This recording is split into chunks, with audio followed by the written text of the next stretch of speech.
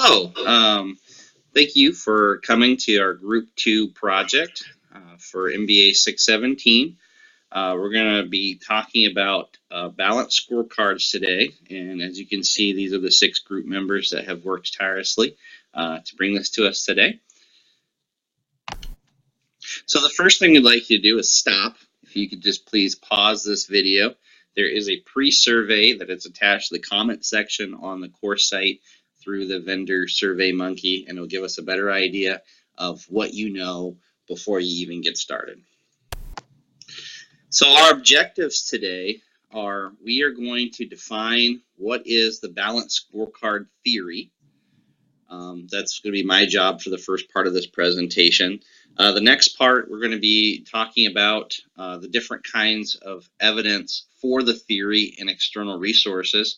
We always want to make sure that you know, and that's going to be brought to us by Kathy, that you know these are not just things out of our textbook. These are theories in the real world. We also want to show you some examples of the balanced scorecard theory in practice. That's going to be brought to us by Josh. And with the balanced scorecard, many of us have practical applications with it, and we're hoping to build on that through this presentation. Glenda is going to help us critically evaluate the usage of the balanced scorecard theory and how it is been judged and how useful it is. Not every theory and tool that is out there is going to be super helpful, but it's nice to see it being more helpful than that. We're also going to be talking with Jack about documenting the evolution of the balanced scorecard theory. These things are not static. These theories are dynamic, and Jack is going to show us some examples about how that is the case. And finally, Modu is going to help summarize our findings and provide those final thoughts. The balanced scorecard is a tool for managers. There's a lot of different tools that you can use to evaluate the inner workings of your business, but a balanced scorecard really is kind of an organizational level tool. The balanced scorecard, it helps to do what hadn't been done for years. What you had seen is you had seen folks that would measure the organization through its financials separately, and you would have the measurement of operations separately. But what the balanced scorecard did for the first time was put these two together. And there are 4 major categories: financial, customer service, internal process, learning and growth. We will be going into these in more detail, but you will hear this quite a bit as the balanced scorecard goes forward. We do have an image. You'll see a few more of these as you continue the presentation. I did want to give you a little bit of history on the balanced scorecard. The authors are Dr. Kaplan and Dr. Norton. This made its debut in the Harvard Business Review. Even though we see a very wide prevalence of the balanced scorecard throughout different industries and across different organizations nationally and internationally, it only got widespread usage. It was only published 2 decades ago, back in 1996. So even though it's really took off and has been found to be a valuable tool, pretty young as far as theories for organization go. And there are 3 major generations of evolution, and we'll be going into that a little bit later. So I wanted to leave you with some questions for the comment section, and just to kind of let us know where we all are today. Do you see balanced scorecards used in your own career? What is the reward punishment system for success and failure? And just to get you started, in my own career at Wells Fargo, balanced scorecards are a really big part of how I am measured on success. They show me the revenue value of the different products that are out there. They show me how many calls that I've been making. They show me how effective my communications are. So every aspect of what I do is measured. And if you are doing very well by metrics, there are annual bonuses for doing well. And if you are not, there's chances for the manager to focus in on that particular aspect and move on from there. If you use balanced scorecards, would you change the balanced scorecard? How? And if not, could they be valuable? Again, I will give you my example on this. We do use balanced scorecards. I think if I could change my balanced scorecard, it would be to really parse out how we handle risk as an organization, because I think that's such an important part of what we do, and I think we're still very general on how we handle that. You cannot manage what you do not measure. This is a famous quote by Peter F. Drucker, a well-known educator and author in the management world. This is an underlying theory of the balanced scorecard. The balanced scorecard theory creates a multi-source metric for your organization to be in tune with your business strategy. It does this by being able to measure and assess a certain set of metrics for your organization. The most quoted definition of performance measurement, as Neely puts it, is the process of quantifying the efficiency and effectiveness of past actions, or otherwise put by Mullen, evaluating how well organizations are managed and the value they deliver for customers and other stakeholders. This helps managers determine what they should be quantifying. The second definition brings in more the human relations component of the balanced scorecard theory, which makes the balanced scorecard theory stand out in comparison to other similar performance measurement tools.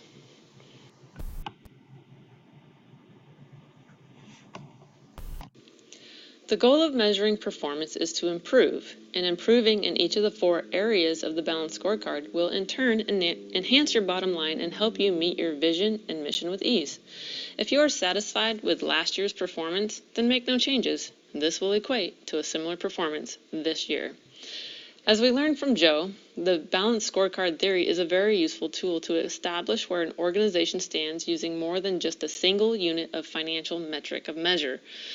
The balanced scorecard uses 4 perspectives, independent of each other, but yet each builds on and are related to each other. Companies use the balanced scorecard to achieve control over the organization in ways traditional accounting systems do not allow. They are also very customizable to fit the independent mission, strategy, and culture of an organization. The key is to turn strategy for the vision into actionable items. The balanced scorecard was first introduced as a performance measurement tool, then transpired into a strategic performance management tool. It since has morphed from a 4-box perspectives model to more of a strategy map for your entity. Kaplan and Norton, the authors of the balanced scorecard, continued to develop their theory through a series of papers and published books. Their first step was to train managers on how to use the balanced scorecard in their paper, Putting the Balanced Scorecard to Work, written in 1993, just 1 year after publishing their original theory on the balanced scorecard. Then they started focusing more towards strategy and wrote another paper entitled Using the Balanced Scorecard as a Strategic Management System. This was published in 1996. They continued to expand their basic theory and wrote 2 books about the balanced scorecard and strategy. The first book, The Balanced Scorecard, Translating Strategy into Action, was published in 1996, and the second book, Strategy Maps, Converting Intangible Assets into Tangible Outcomes, was published in 2003. As they refined the performance measurement strategy, other performance measurement tools were cropping up. TQM, which is Total Quality Management, is another well-known management approach for all members of an organization. It uses 8 principles instead of 4 and has a high focus on its customers. The Performance Pyramid and Management by Objectives, or MBO, are other used tools. Jack will get into these comparisons in a little bit. As the balanced scorecard evolved, the scope of it expanded. Within each of the 4 perspectives, each component would have its own objectives, measures, targets, and initiatives, all outlined so that the entity could reach peak performance. This would also force a review of customer care and internal human resource management, along with a financial data review. All of this data is gathered about the 4 perspectives on the balanced scorecard. This is used to make sound business decisions and implement improvements in areas that are not reaching target levels per the initial review of the balanced scorecard. The balanced scorecard is still widely used today. The Balanced Scorecard Institute is here to help you develop a balanced scorecard through expert consulting services or by certifying you or your employees.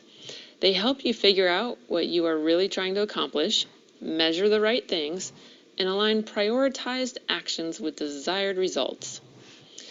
They focus on consulting, education, training, and even producing certified balanced scorecard professionals. You too can become a BSP. The balanced scorecard is very applicable to all types of businesses and even your own life. At this time, I would like to invite you to jot down some notes on how the balanced scorecard can be applied to your life individually. Develop a balanced scorecard for yourself. At the center should be a goal of yours. One we all have in common is completing our MBA from UIF. Now, just address the 4 perspectives, and you are on your way to developing and implementing a personal strategy to get your degree.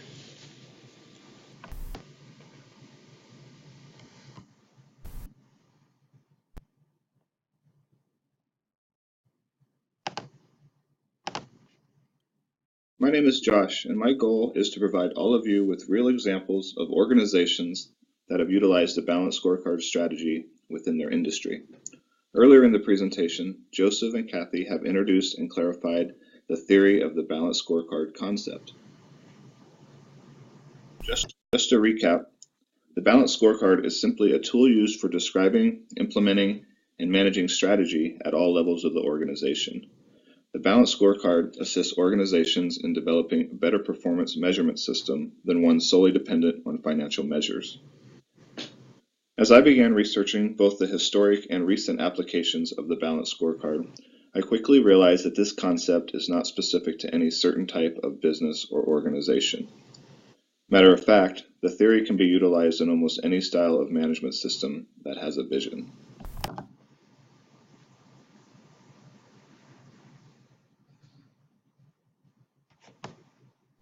Balanced scorecard is a systematic process that signals to everyone what the organization is trying to achieve. Balanced scorecards can help align organizations such as traditional profit-based businesses, nonprofits, government entities, educational programs, and even sports organizations.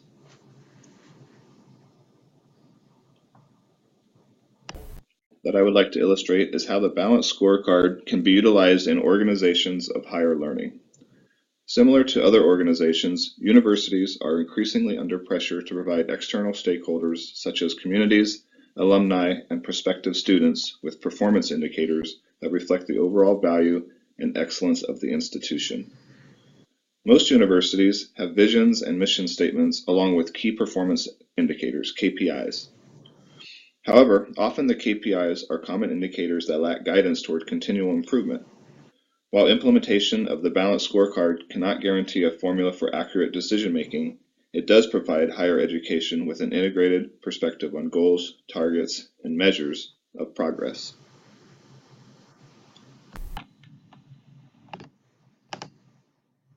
Universities such as UC San Diego and the University of Southern California have adopted the balanced scorecard strategy.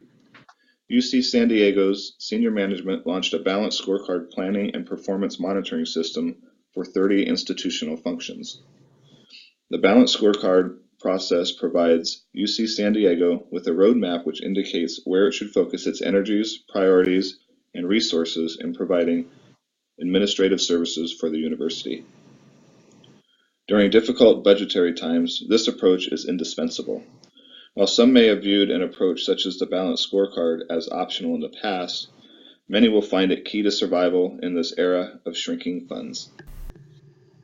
As I learn more about the balanced scorecard and how it benefits higher education, I can't help to think about our university, specifically the athletic department. The balanced scorecard model translates well to collegiate athletic departments because of their dependence on both effective internal processes and management of constituents in achieving successful organizational outcomes.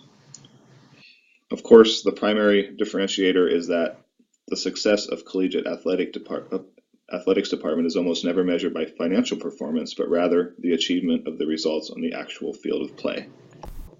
How many of you listening to this presentation know what the vision or mission statement is for the UAF athletics program?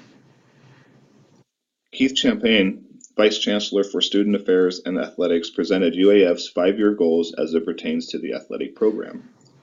The vision is build a 21st century integrated intercollegiate athletics program at the University of Alaska Fairbanks.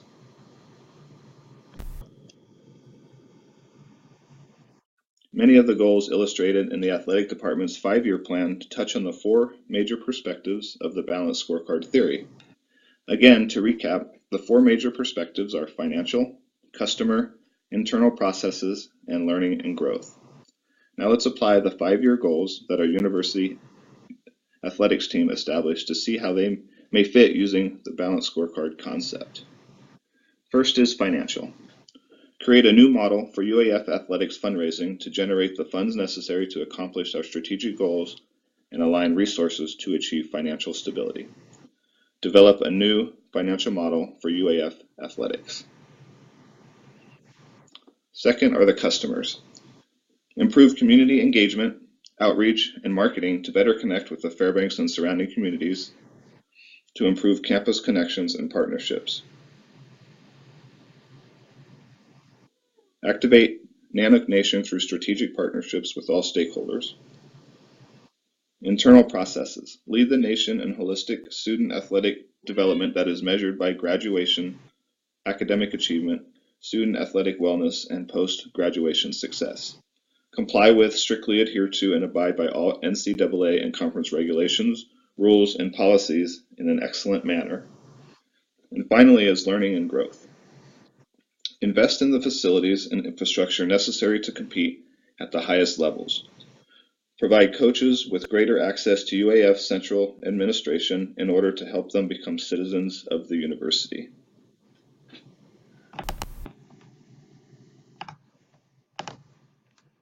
Shows a hypothetical example of a balanced scorecard strategy map for the UAF athletics program. Looking at the 4 perspectives and associated goals, take a minute to identify some key performance indicators for each of the 4 perspectives listed. Based on the goals, what are the key metrics the university should evaluate? Also, using the balanced scorecard strategy, would you recommend changing the goals in order to achieve the vision? And the last question is, how could a strategy such as the balanced scorecard help the university with coordination throughout the organization? Thank you, Josh. My name is Glenda Finley, and I'm going to kick off Part 3 as we critically evaluate the balanced scorecard theory. We're going to walk through the initial theory development. Then we're going to evaluate what works well. What are some of the limitations? Is it adaptable and flexible? And then we're going to end with the real-life setting and the usefulness for managers and team members. Kaplan's interest in the balanced scorecard theory to measure multidimensional driving performance improvements arose from a belief articulated more than a century earlier by a prominent British scientist, Lord Kelvin. If you can measure what you're speaking about and express it in numbers, you know something about it. But when you cannot measure it, when you cannot express it in numbers, your knowledge is a meager and unsatisfactory kind. If you cannot measure it, you cannot improve it. So let's go ahead and look at what's working well.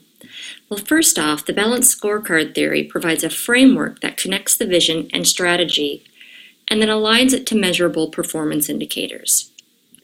Another thing that's working is that it supports internal and external communication across the organization, not only hierarchy, but also cross-disciplinary, and it does this while monitoring performance. It also has a cause and effect relationship. For instance, if you have satisfied loyal customers, it leads to increased revenue because they're going to keep returning back for your product or your service.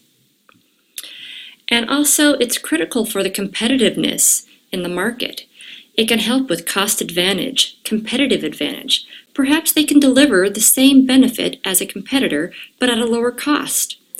Or perhaps it could be that those benefits exceeded those of their competitors at the same price. Now we're going to talk about the evaluation and the limitations. The first one lacks the time and cost dimension. This speaks to the time and the money it takes to roll out the balanced scorecard. It also may not express the interest of all your stakeholders. It's imperative to have buy-in from everyone, including the employees, stakeholders, for the balanced scorecard to be effective and work. And it truly lacks the long-term commitment of an organization, as the framework has a feedback loop and it can evolve as the company grows and things change. The balanced scorecard is adaptable and flexible. Josh already mentioned that it can work for nonprofits, governments, education organizations. It really can work for any of those. One key difference, though, is with the nonprofit, they generally place an objective related to their social impact and mission, such as, reducing poverty or pollution, instead of having it be tied to the financial component. But the framework is there, and it's adaptable and flexible. The balanced scorecard is extremely useful, not only for managers, but also team members. It provides a visual game plan for teams to truly see where things connect and their alignment with their performance measures, their visions, their goals. It's also a useful tool for managers to identify and improve various functions of their business, whether it be internal or external. So I'm going to go ahead and pass it off to Jack, who will talk about the evolution of the balanced scorecard. Thank you, Glenda. My name is Jack Weiss, and I will be going over the internal testing ability of the balanced scorecard and some basic comparisons to the balanced scorecard. Each business does or should have their own business strategy. A business strategy can be seen as a set of hypotheses about the organization's cause and effect relationships. The balanced scorecard supplies an essential strategic feedback system that allows each organization to test, validate, and/or modify the hypotheses within their business strategy. With the balanced scorecard, managers are able to test their strategy continually. The balanced scorecard provides the capability to do real-time research about what is successful and what may not be working as well. Each organization and managers will have their own personalized formula, which gives them some freedom to customize their own balanced scorecard to optimize their results internally and externally. Now we will move into how the balanced scorecard is compared to other theories and how those theories may parallel and/or differ from the balanced scorecard.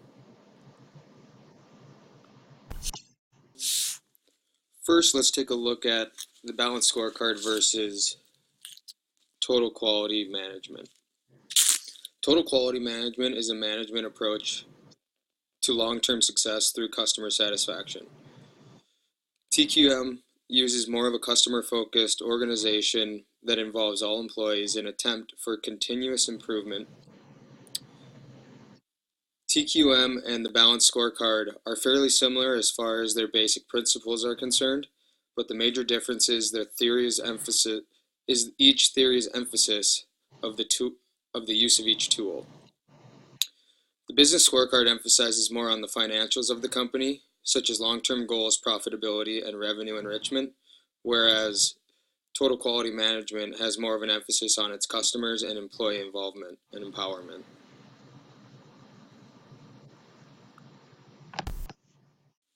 Next, let's take a look at the balanced scorecard versus the performance pyramid.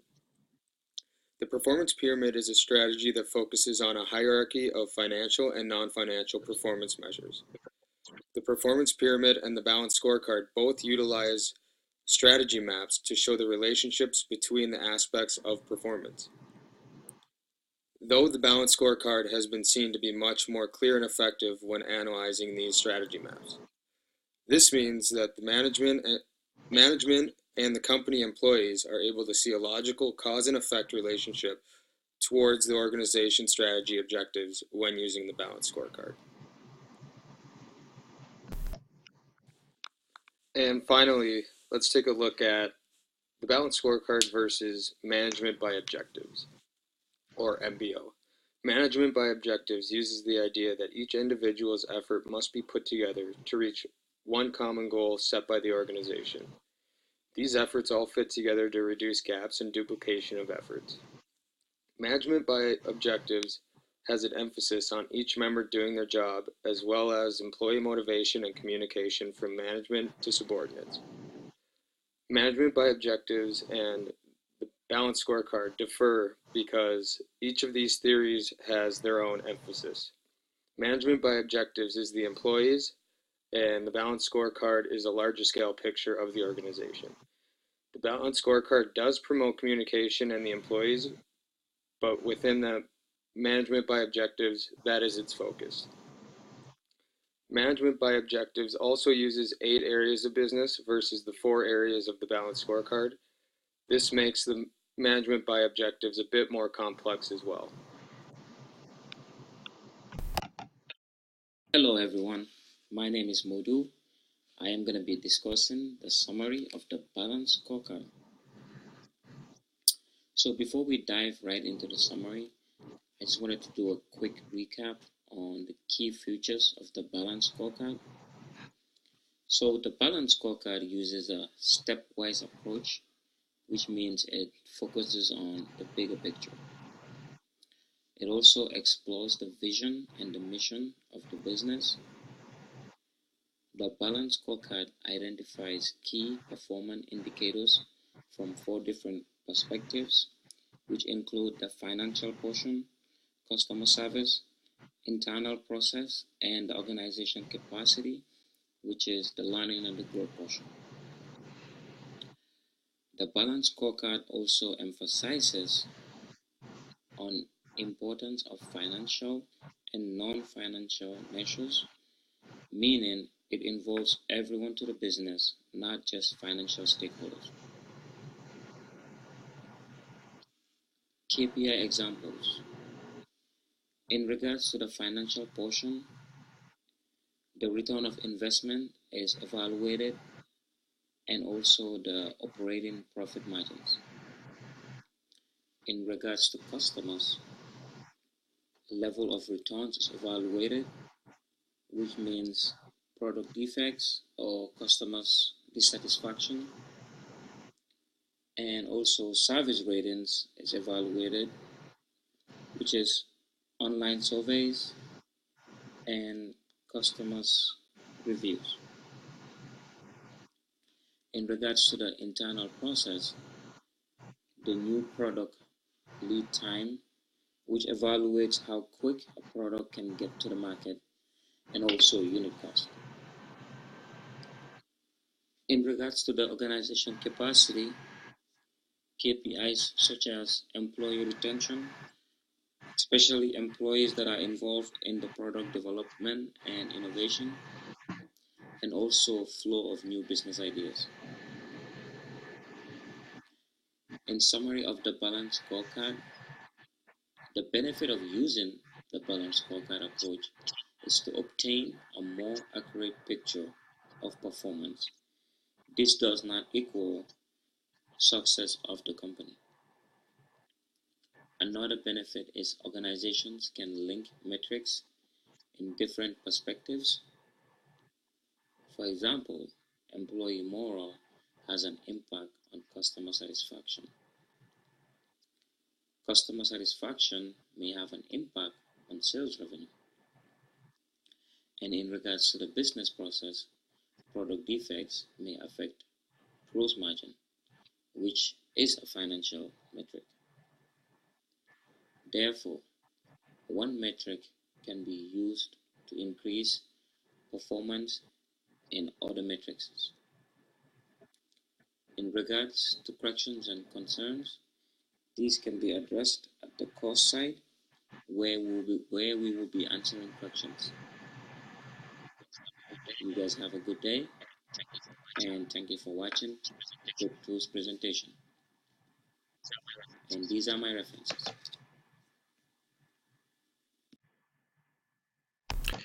And to finish up our presentation, we'd like to show you some of the references that were used in order to complete this project.